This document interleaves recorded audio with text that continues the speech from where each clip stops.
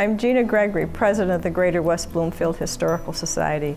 We're here today at the main library with a presentation on the Underground Railroad, the Michigan Connection, with Willie Payne giving the presentation.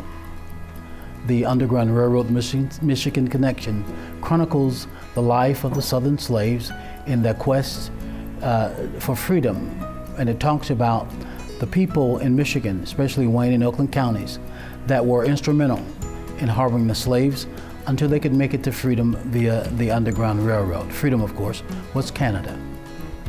There were several houses in Bloomfield, Orchard Lake, and surrounding communities. Pontiac Trail was the main connector.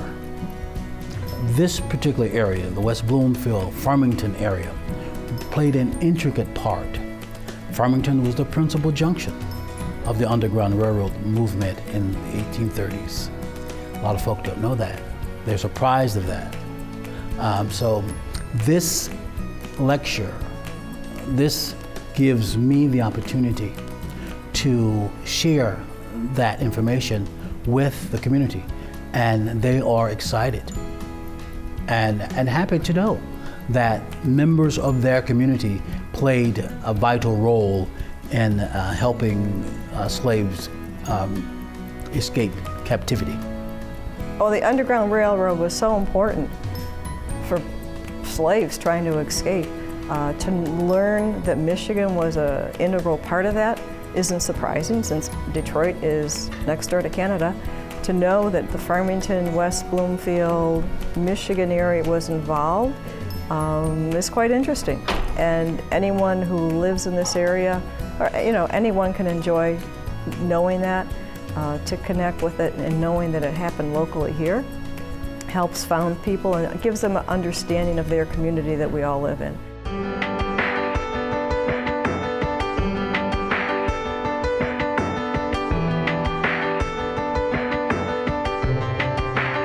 The route actually started in Cassopolis, Michigan, and it came through Schoolcraft, Battle Creek, Marshall, went across to Port Huron, where the slaves would be ushered across the St. Clair River. That was a landmark case that happened in Marshall, Michigan, including a fugitive slave from Kentucky that caused the route to detour and come down through Oakland County. Farmington was the principal junction of the Underground Railroad movement during the 1830s. Farmington had at least 6 stations. The leaders of the movement, like Sojourner Truth and others, spoke at various times in Farmington. So Farmington played a very important role in helping the fugitive slaves escape to Canada, where they got their citizenship. Many of those who used the Underground Railroad came through Farmington. After the emancipation, eventually returned to Farmington and made Farmington their home because of the kind treatment they got from the abolitionists here in this area that assisted them.